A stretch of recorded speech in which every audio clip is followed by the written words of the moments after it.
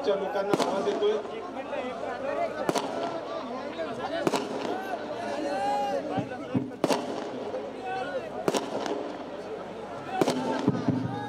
Hello hello, मागच्या लोकांना आवाज येतोय का? हात वर करून दाखवा आवाज येत असेल तर. जर जराशी थंडी वाढली असेल तर थंडी घालवायला नारा द्यायचा काय?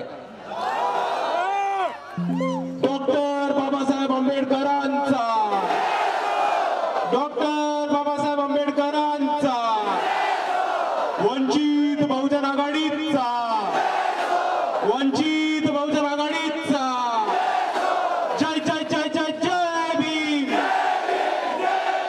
जय जय जय जय जय भीम। बाळासाहेब आंबेडकर तुम आगे बढ़ो, बाळासाहेब आंबेडकर तुम आगे बढ़ो।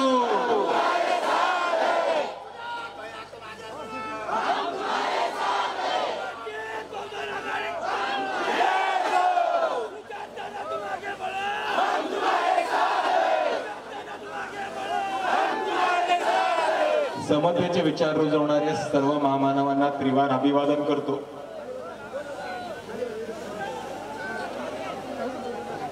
समतेचे विचार रुजवणाऱ्या सर्व महामानवांना त्रिवार अभिवादन करतो आणि तसेच मंचावरती उपस्थित धैर्यवर्धनजी फुलकर, डॉक्टर निलेश विश्वकर्मा, राजेंद्र भाऊ पातडे, संजय चोरपगार, राहुल दादा मेश्राम आणि अंकुश दादा वाघपंच, तसेच मंचावरती सर्व मान्यवर, इथे उपस्थित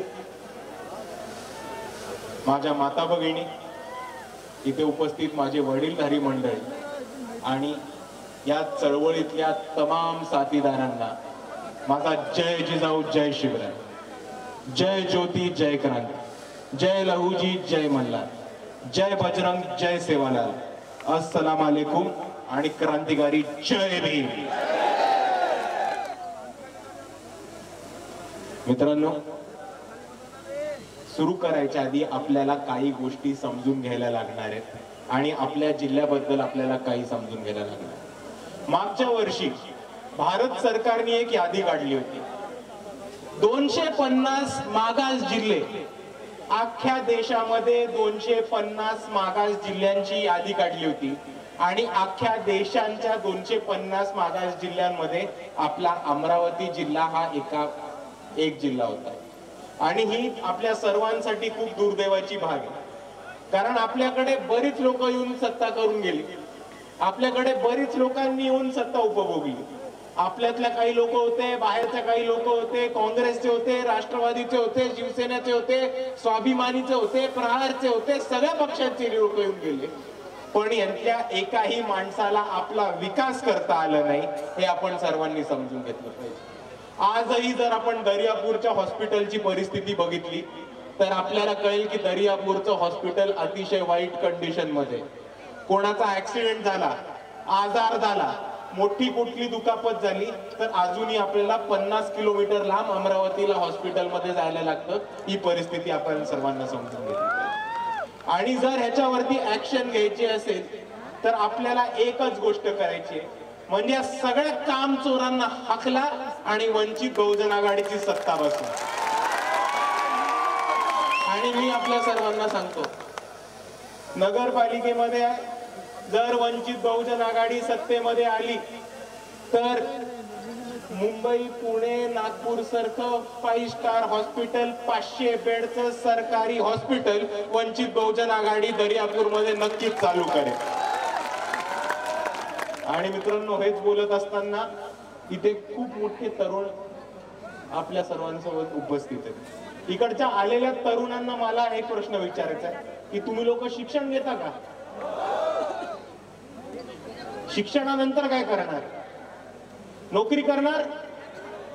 गॅरंटी आहे का नोकरी मिळायची? कोणालाच गॅरंटी नाही नोकरी मिळायची।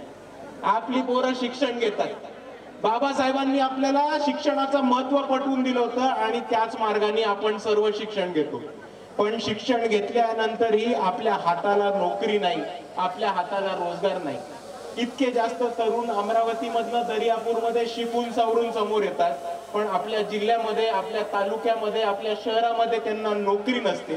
त्याच्यामुळे त्यांना नागपूर, पुणे, मुंबई इथे स्थलांतरित व्हायला लागतं. आणि ही चूक इकडच्या सत्ताधाऱ्यांची आहे की आतापर्यंत एवढा पोटेन्शियल असलेला जिल्हा, एवढे पोटेन्शियल असलेले तरुण यांना आतापर्यंत नीट वापरता नाही आलं आणि त्यांना नीट डिरेक्शन नाही देता आली, दिशा नाही देता आली आणि इकडच्या शिकलेल्या तरुणांच्या हाताला रोजगार नाही देता आला. हे इकडच्या सत्ताधाऱ्यांचं खूप मोठं फेलियर आहे, हे आपण सर्वांनी समजून घेतलं पाहिजे. आणि हेच बोलत असताना मला ग्रामीण भागाबद्दल पण बोलायचं की आपल्या दर्यापूर तालुक्यामध्ये जितके पण गाव आहेत त्या गावांमध्ये एक आरोग्य केंद्र सुद्धा चालू नाही केलं. आताच राजेंद्र भाऊंनी आपल्याला अकोला पॅटर्न सांगितलं. अकोला पॅटर्न मधली आपण अजून एक गोष्ट समजून घ्या की जेव्हा गेले 35 वर्ष अकोल्याची जिल्हा परिषदेची सत्ता ही वंचित बहुजन आघाडीकडे होती, गाव तिथे आरोग्य केंद्र चालू करण्याची संकल्पना ही वंचित बहुजन आघाडीने अकोल्यामध्ये करून दाखवली. दुसऱ्या बाजूला आपल्या इकडे रस्त्याची मोठी समस्या. एक NH6 हायवे सोडला तर एक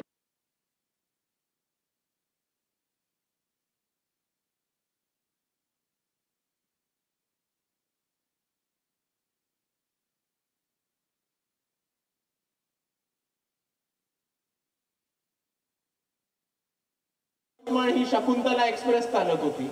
ती शकुंतला एक्सप्रेस सुद्धा इकडच्या सत्ताधाऱ्यांनी बंद पाडली, आपण सर्वांनी समजून घेतलं पाहिजे. त्याचबरोबर आपल्यापैकी किती लोक शेती करतात, हात वर करून दाखव.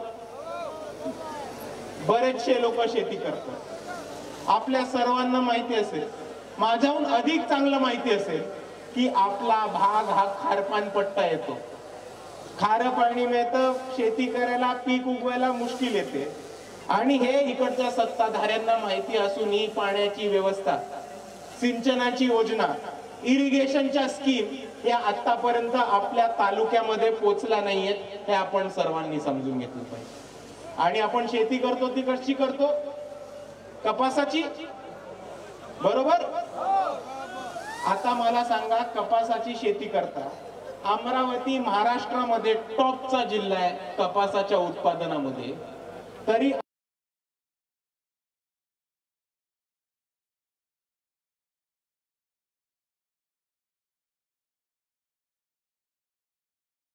आपल्या अमरावती होतो तो येऊन विकतो कुठे? आपल्या गावाच्या किंवा तालुक्याच्या बाजारपेठेत, बरोबर? मग पुढे तो कापूस कुठे जातो? तो येऊन विकतो कुठे? आपल्या गावाच्या किंवा तालुक्याच्या बाजारपेठेत, बरोबर? मग पुढे तो कापूस कुठे जातो? पुढे तो कापूस जातो पश्चिम महाराष्ट्रात. आपल्या कपासाचा पश्चिम महाराष्ट्रामध्ये धागा होतो. मग तो धागा कुठे जातो? गुजरातला. त्या धाग्याचा गुजरातमध्ये कपडा बनवला जातो आणि मग तोच कपडा येऊन कोणाला विकतात? आपल्याला. म्हणजे येडं कोणाला बनवतायत? आपल्याला. मित्रांनो, मुद्दा समजून घ्या. मेहनत करता तुम्ही, शेत कसता तुम्ही, कपास उगवतात तुम्ही, त्याचा धागा बनतो पश्चिम महाराष्ट्रामध्ये आणि त्याचा कपडा बनतो गुजरातमध्ये. आणि आपल्याच कपासाचा कापड, आपल्याच कपासाचा कपडा आपल्याला 4 पट 5 पट किमतीमध्ये अमरावतीमध्ये येऊन विकला जातो. आणि म्हणून वंचित बहुजन आघाडीने एक संकल्पना केली, अकोल्याची जिल्हा परिषद तर आम्ही 100% जिंकणार आहोत, हे लिहून घ्या. पण अमरावतीची जर जिल्हा परिषद जिंकली तर अमरावती आणि अकोला या 2 जिल्ह्यांसाठी एक टेक्सटाईल इंडस्ट्री उभं करण्याचं काम वंचित बहुजन आघाडी करेल. याच टेक्सटाईल इंडस्ट्री मधनं अमरावती जिल्ह्यामध्ये दरवर्षी तरुणांसाठी 10,000 रोजगार निर्मितीचा प्रयत्न आम्ही टेक्सटाईल इंडस्ट्रीच्या माध्यमातून करू. पण ह्या टेक्सटाईल इंडस्ट्रीचं महत्व समजून घ्या. एकदा ही टेक्सटाईल इंडस्ट्री उभी राहिली की कापूस पण अमरावतीचा, धागा पण अमरावतीत मध्येच बनणार, त्याचा कपडा पण अमरावतीमध्ये बनणार आणि त्या कपड्यावरती विकलेला मुनाफा फायदा आणि पैसा हा फक्त आणि फक्त अमरावतीच्याच शेतकऱ्यांचा राहणार हे आपण सर्वांनी समजून घेतलं. आणि मित्रांनो, रोजगार निर्मिती हा आपल्या सर्वांना एक महत्वाचा मुद्दा समजून घेतला पाहिजे. कारण आपण शिकतो, सवरतो आणि आपला तरुण खूप मोठ्या प्रमाणामध्ये समोर येतो, पण ह्यांच्या हाताला रोजगार नाही, ह्यांच्या हाताला नोकरी नाही, म्हणून आपला तरुण हा निराश होऊन शिक्षणापासून दूर जातो. आपण सर्वांनी हे षडयंत्र समजून घेतलं पाहिजे की इकडच्या मनुवादी व्यवस्थेला कोणत्याही परिस्थितीमध्ये एक दलिताचा पोरगा, बहुजनाचा पोरगा, आदिवासीचा पोरगा, मुसलमानाचा पोरगा कोणत्याही परिस्थितीत त्यांना शिकून सवरून पुढे आलेला नकोय आणि स्वतःच्या पायावरती उभा राहिलेला नको. म्हणून आपण सर्वांनी या मनुवादी व्यवस्थेला शिक्षण घेऊन, शिक्षण उच्च दर्जाचं घेऊन ठोकारलं पाहिजे अशी मी आपल्या सर्वांना विनंती करतो. आणि मित्रांनो, आपल्याकडे मुद्दे बरेच आहेत. आरोग्याचे मुद्दे आहेत, पाण्याचे मुद्दे आहेत, रस्त्याचे मुद्दे आहेत, पण हे प्रश्न सुटणार नाहीत जर आपण चुकीच्या लोकांना सत्तेवरती बसवलं तर. हे प्रश्न सुटणार नाहीत जर आपण टाइमपास लोकांना सत्तेवरती बसवलं तर. आणि म्हणून मी आपल्याला एवढीच विनंती करतो की आमदार, खासदार ही वरची लोक आहेत, ती आपली लोक नाही, ती कधी आपली लोक बनणार पण नाही. पण स्थानिक स्वराज्य संस्थेची लोक, नगरसेवक, जिल्हा परिषद सदस्य, पंचायत समिती सदस्य ही आपल्या हक्काची लोक आहेत. आणि येणाऱ्या स्थानिक स्वराज्य संस्थेमध्ये कोणत्याही परिस्थितीत आपण आपल्या हक्काच्या माणसाला म्हणजे वंचित बहुजन आघाडीच्याच माणसाला सत्तेत बसवा आणि आपणच एकत्र येऊन आपला विकास करू, हे मी आपल्या सर्वांना सांगू इच्छितो. आणि जेव्हा आपण आपल्यासाठी काम करणारी लोक, आपल्यासाठी लढणारी लोक यांना आपण साथ द्यायचं ठरवतो, तेव्हा आपल्याला आपल्या मधलीच काही नकली लोक हे मागे टाकायला लागणार आहेत, हे आपण सर्वांनी समजून घ्या. आणि नकली लोकांवरनं मला आठवलं, आपल्याच दर्यापूरचे एक आमदार होते. आमदार असताना दर्यापूरमध्ये एक बाबासाहेबांची कमान पाडण्यात आली. ज्या लोकांनी त्याच्याबद्दल आंदोलन केलं त्या लोकांना पोलिसांनी अरेस्ट केलं, पोलिसांनी दबाव टाकला. आमदार तेव्हा बौद्ध समाजाचा होता. आमदार कुठल्या बिळात लपून बसलेला हे अजून कोणाला माहित नाही. बाळासाहेब आंबेडकरांना अमरावतीमध्ये यायला लागलं, कलेक्टरला, एसपी ला टाईट करायला लागलं, त्या लोकांना न्याय मिळवून द्यायला लागला. आणि जी कमान पडली होती त्या लोकांना एक परत कमान बांधून देऊ याचं आश्वासन बाळासाहेब आंबेडकरांना द्यायला लागलं होतं. आणि हे चालत असताना जर एक बौद्ध आमदार इकडे होता तर त्याचा काय फायदा? काहीच नाही. तुम्हाला माहितीये काहीच नाही फायदा. पण तरी त्याच आमदारांना आपण पुढे जाऊन आपल्या डोक्यावर बसून खासदार सुद्धा बनवलं. अरे आमदार बनून काय फायदा नव्हता, खासदार बनून काय घंटा फायदा होणार आहे?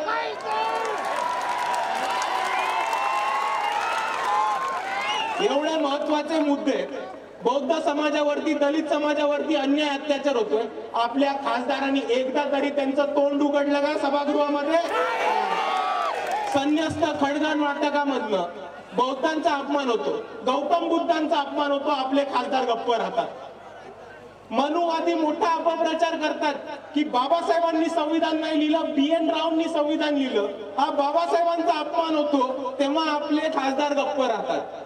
जेव्हा इकडच्या ब्राह्मण आणि मनुवादी महाबोधी बुद्ध विहार स्वतःच्या गळ्यात टाकायचा प्रयत्न करतात, स्वतःच्या घशात टाकायचा प्रयत्न करतात, तेव्हा आपले खासदार मुख गिळून गप्प बसतात. आणि अशा लोकांचा फायदा नाही, अशा टाइमपास लोकांना उचलून टाकून द्या, एवढी मी आपल्या सर्वांना विनंती करतो. आणि हेच बोलत असताना मी आधी एक वादग्रस्त वक्तव्य केलं होतं आणि मी ते परत आज तुमच्या समोर, तुमच्या अमरावतीमध्ये रिपीट करतो की माणूस कोणत्याही जातीत जन्मला त्याने फरक पडत नाही. माणूस बौद्ध जातीत जन्मला, महार जातीत जन्मला, त्याने फरक पडत नाही. माणूस छातीनी आणि विचारांनी आंबेडकरवादी असायला लागतो, मगच फरक पडतो.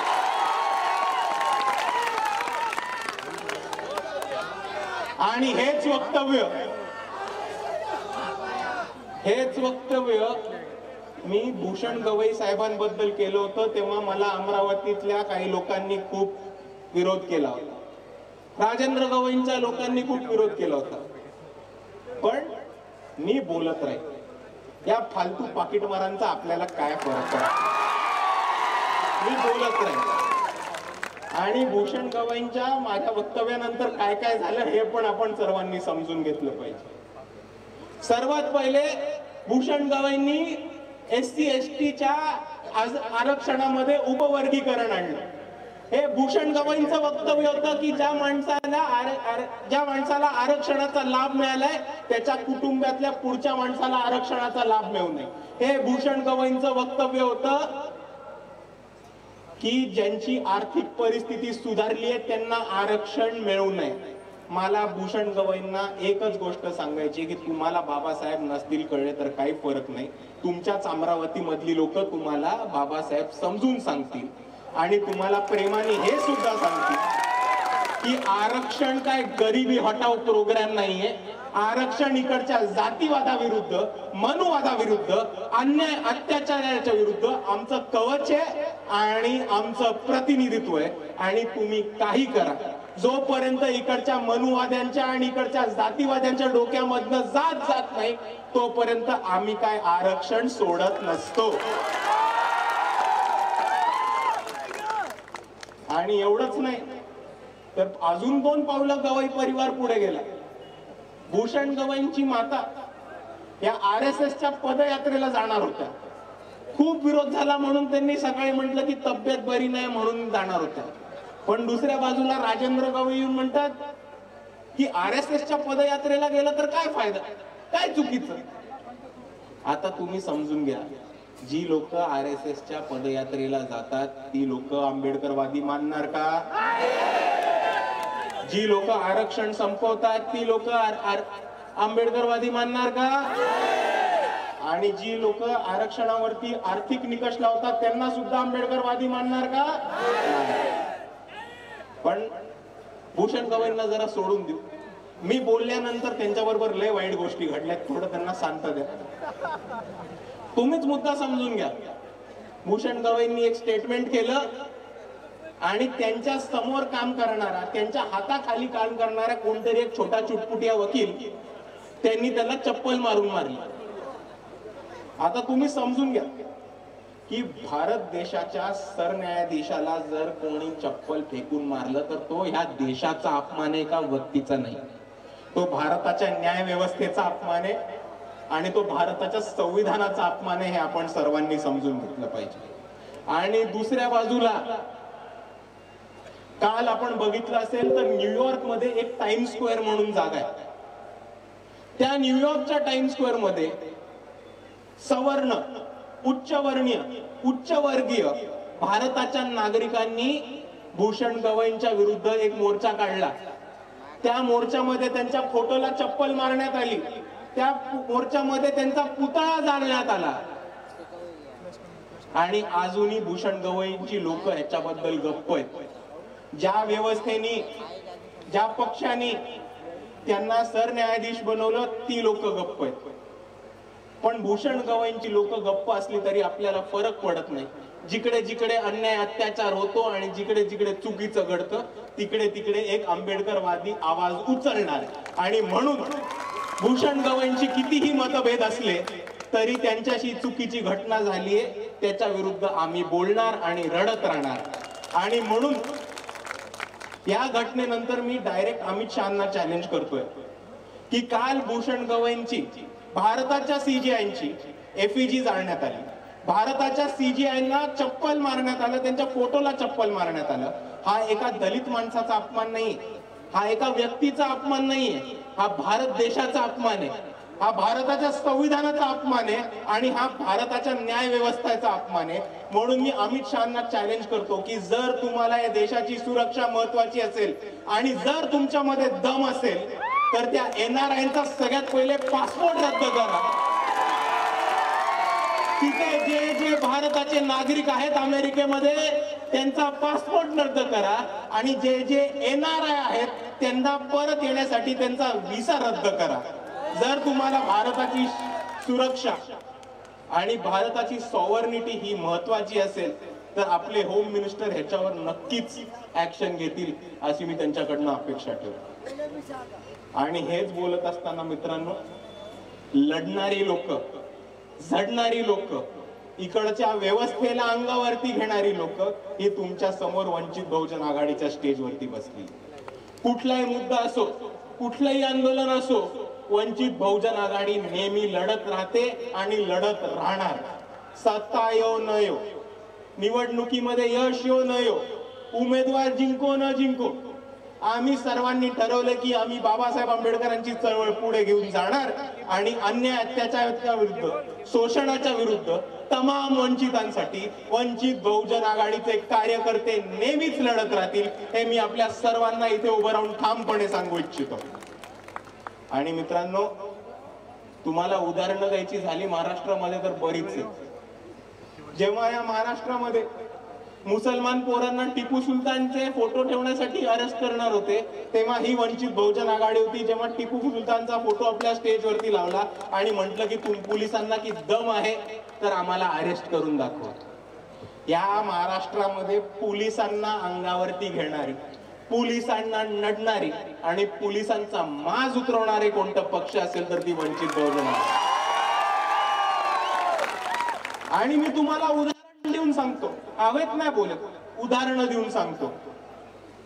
आपल्या सर्वांना कोथरूड पोलीस केस माहिती असेल.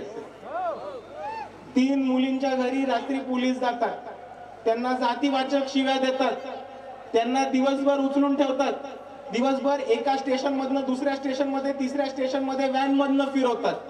आणि त्याच्यानंतर वंचित बहुजन आघाडीची लोक गेली, कार्यकर्ते गेले आणि प्रेशर टाकून ही SP ला भेटून, CP ला भेटून, ऍडिशनल CP ला भेटून 4 दिवस झाले तरी FIR दर्ज करायला पोलिसांनी नकार दिला होता.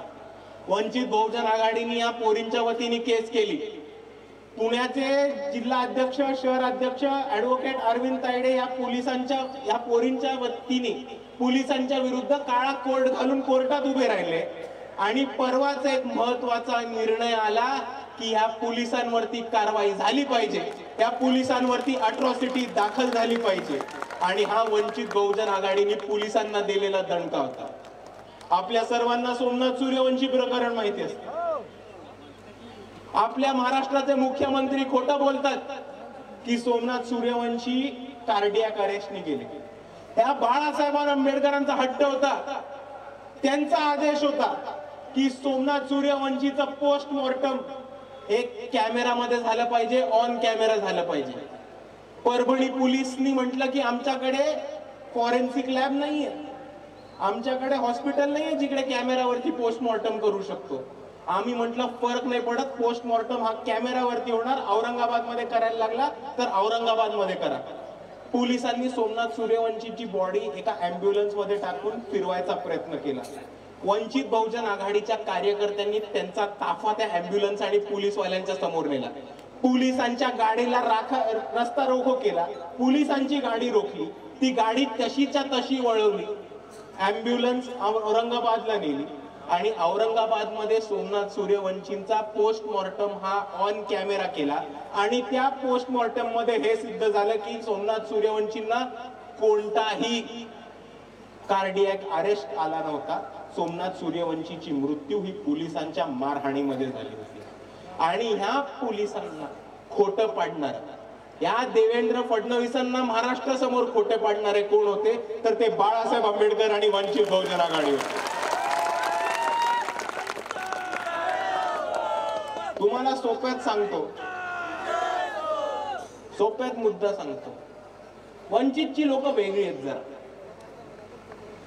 तुम्हाला माहिती आहे पोलीस लोकांना कस्टडीमध्ये घेते की नाही घेते? वंचितची लोक वेगळी आहेत. तुम्ही कोथरूड प्रकरण बघा, सोमनाथ सूर्यवंशीची प्रकरण बघा. पोलिसांना आम्ही कस्टडीमध्ये घेतलंय. हा एकमेव असा पक्ष आहे जो पोलिसांना कस्टडीमध्ये घेऊ शकतो. आणि ह्याचं अजून एक उदाहरण म्हणजे जेव्हा वंचित बहुजन आघाडीने RSS वरती आंदोलन केलं होतं तेव्हा महाराष्ट्रामध्ये खूप जास्त प्रतिसाद मिळाला होता. तरुणांना खूप उत्साह आला होता आणि तरुण आपल्या मोर्चाबद्दल, RSSच्या विरोधातल्या मोर्चाबद्दल, आंदोलनाबद्दल फेसबुकवर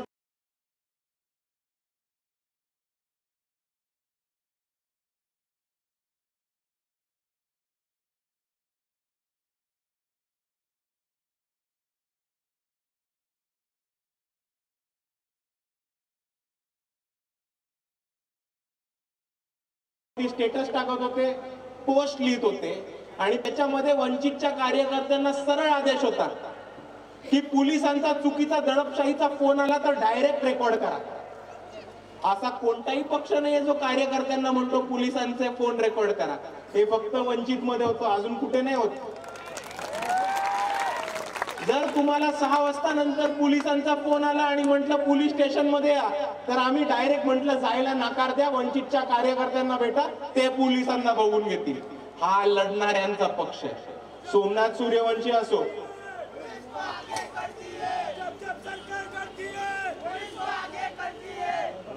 हा एकमेव असा पक्ष आहे जो पोलिसांची कस्टडी घेऊ शकतो, जो पोलिसांचे कॉल रेकॉर्ड करा असं पत्रक काढू शकतो. आणि जर तुम्हाला पोलीस स्टेशन मध्ये बोलवले तर वंचितच्या कार्यकर्त्याशिवाय जाऊ नका हे सांगणारा हा एकमेव पक्ष. आपल्या सर्वांना मी एवढंच सांगू इच्छितो की हा लढणाऱ्यांचा पक्ष, हा मार खाणाऱ्यांचा नाही, मारणाऱ्यांचा पक्ष. आणि तुमच्यासाठी लढणारे, तुमच्या सर्वांसाठी धावून येणारे आणि तुमच्यासाठी कायम उभे राहणारी लोक तुमच्या सर्वांसमोर. आणि आपल्याच अमरावतीमध्ये आपल्यामधलेच खापरे, आपल्यामधलेच फुटलेली लोक आणि आपल्यामध्येच काँग्रेस, बीजेपी, RSSच्या जावणीला लागलेली लोक खूप आहेत. जर ही लोक अपप्रचार करायला आली, जर ही लोक तुमची दिशाभूल करायला आली आणि जर ही लोक वंचित बहुजन आघाडीच्या विरोधात बोलायला आली तर ह्यांना बिंदास ठोकून काढा, पुढचं आम्ही बघून घेऊ. आणि हेच बोलत असताना मला आपल्या सर्वांना एवढंच सांगायचंय की आपण लढतोय, लढत राहू. येणारी स्थानिक स्वराज्य संस्था आपल्या हक्काची आहे आणि त्याच्याहून महत्वाचं आपल्या हातातली. आपण कुठेही मागे हटू नका, कुठेही कमी पडू नका. आज जो जोश दाखवलाय, आज जी ताकद दाखवली, आज जो उत्साह दाखवलाय, तो निवडणुकीपर्यंत कायम ठेवा. आणि सत्तेत येण्यापासून आपल्याला आपला कोणाचाही बाप थांबू नाही शकत, ही परिस्थिती आपल्या सर्वांसमोर आली. म्हणून मी जाता जाता आपल्या सर्वांना एवढंच सांगतो की लढणारी लोक तुमच्या समोर आहेत. त्यांना साथ हवी आहे तर फक्त आणि फक्त तुमच्या मतदानाची. एवढं म्हणून मी माझे 2 शब्द थांबवतो. आपल्या सर्वांना माझा जय भीम, जय संविधान.